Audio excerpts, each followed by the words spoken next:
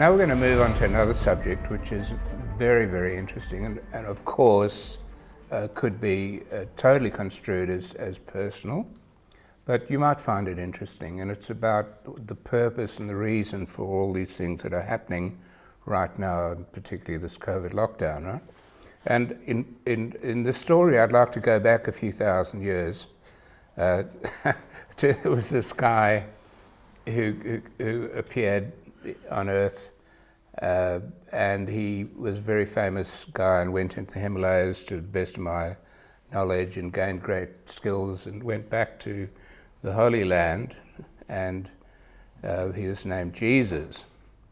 And he had a particular message that I'd sort of like to put in my own words, of telling everyone that we're going to increase our intellect, our ability to think over the next couple thousand years. And it's a very dangerous and very powerful and positive tool. And to be very, very careful with this new tool that was being given to the human form. And to, when it came to the point of making decisions, to use love as the focus of the decision. So to consider love as the right decision. So of course history unfolded as we know, and it was very messy, and a lot of good things happened, a lot of bad things happened, and people were slowly starting to wake up. And we've had some shocking things recently, you know, the world wars and so on and so forth. Now we end up with this strange situation of COVID-19, which a lot of us feel is a plandemic, and it's not real. However, it's with us. And my take on that is that this is a wake-up call to the human society, because now we're all fairly intelligent. You know, a lot of us have learned to think. And this is a time now, and the other interesting thing that I find absolutely apparent is that human beings only learn through suffering. Suffering, the great reason for suffering, is that this is how human beings learn, right? So we've been given this small amount of suffering by the universe to wake us up. And I think we are. I think this is a great positive aspect of this very strange, corporate, fascist, dark, word I would use, satanic situation of being told that we're all sick and we're all going to die, which is absolute rubbish. But the reason it's happening is to wake us up. So being very positive, I feel that the end result of this is going to be positive. I feel that we're going to go through all these strange situations with all these strange fascist dictators trying to tell us what to do. And of course the big issue is how many people die. And it's funny, you know, they have all these tests. I'm very, very suspicious of these tests, let me tell you. As you know, the president of Tanzania got positives on pawpaws, goats and birds. No, the motor oil wasn't positive. Oh, okay. No. But I think we should do a lot more tests like that, because personally I think this RT-PCR test is false. So anyway, but the big issue of this whole thing is how many people are dying, right? And if they've manipulated the figures and tried to switch this and tried to switch it, but unfortunately nobody's dying, right? This is the big problem. And I think we'll all wake up to this one day, where people say, well, you know, where's everyone dying? You know, what, the pandemic, isn't that where a lot of people meant to die?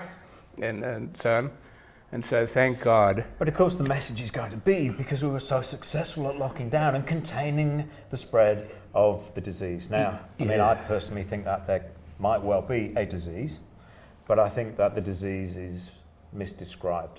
And I don't really want to share an opinion of what it may or may not be. I just don't think that it is as described. And I don't think that if you look at the official pronouncements in terms of the way that the death figures are supposed to be reported and the reporting guidelines are set out to be, there's nothing about it that suggests that the numbers that we're getting can be relied upon in any rational sense. But nonetheless, it's what's being then used to justify everything that comes about. I take the point that it's the opposite, that the figures are totally twisted and manipulated. And if you look at the figures, it's clearly stated in the CDC, it's actually clearly stated in Australia as well, that if someone tests positive or is assumed positive, then COVID-19 is put down on the death certificate. Now, that's crazy, you know. They've stolen all the old age people who are dying anyway. They've stolen all the people dying from flu, dying from diabetes, dying from heart attacks, and saying it's COVID-19. It's so obvious. It's obvious to anyone who's got a single brain cell, right? And it's just this madness, which is it's funny. Gates and his mob and Fauci just say such shocking things. I'm surprised people just take what they say, you know. But then you have the Premier of Victoria coming along and saying that all our decisions are based on expert advice. So it's a dangerous situation where the reason why we don't put the scientists and the doctors in charge of policy is because you have to factor in the human aspect, right? If you just make all decisions based on science and on fact, well, you're a scientist by training, and I'm a scientist by training. The one thing that science is based on is the understanding that everything you believe is false. You just don't know why it's false. Okay, and science is about trying to understand why you are wrong. So if you're really an honest broker in science, then you would never say that I know. Okay, because you never know. And the only thing you know is that you don't know. Okay, it sounds perverse, but it's the situation. So we have pure science, if you like, saying we don't understand the universe at all, but we try and get closer to an understanding by forming theories and testing the theories and seeing what's right and wrong.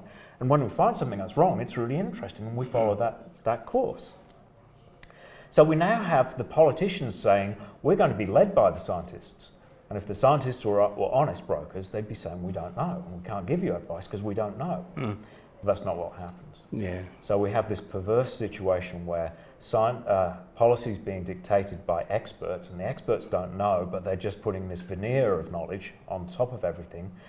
A whole bunch of assumptions, mathematical models being used to justify lockdowns and policies that are coming in, which are anti-human. And it's removing the human from all aspects of the current situation. It's a really dangerous place to go.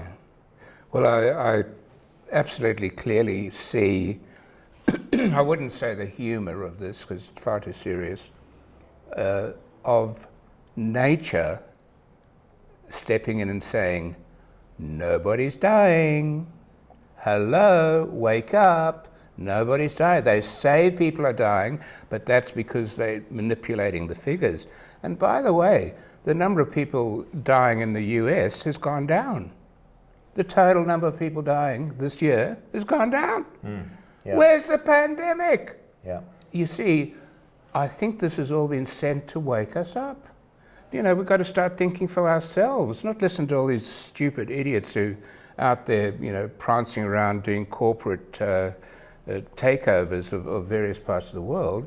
We have to think for ourselves. This, to me, is the psychic, is the spiritual rationale for this situation. And I personally feel that at the end of this, the human race is going to be far more awake than at the beginning. And they're going to realize that so much nonsense is being put to us by these fascist corporate fools who think they know what to do and how to run our lives. Unfortunately, I think that the waking up comes with a really unpleasant hangover. It's waking up after a big party and you suddenly look at the light of day and you realise what's going on, and the wool's pulled from your eyes, and it's pretty unsavory what you discover. There's a lot that is not as described, not as expected. A lot of stories that you've been told over the years actually don't hold water, and that you have to then reassess so much of where you're at. But I'm fortunate that I have a lovely family who are supportive, and we have great discussions and debates, and that we're able to just navigate our way through on a day-by-day basis. And I think that we all feel the energy. Yes. Some days it's very positive and energized, and some days it's very negative and heavy. And you know, one of the COVID regulations is that we're being told that we can't go and just talk about it as a community. We can't talk about our feelings and where we're at. And people end up in a very dark place because they're disconnected from one another. And it's a hard place to be when you don't have people to support you. Well, it's shocking. The estimates of, just in Australia, of suicides from all of this is 3,000. And what have we got? The deaths, the so-called deaths from COVID, is measured in 100 or 150 people. It's just ridiculous. It really, the ridiculousness of it is so obvious.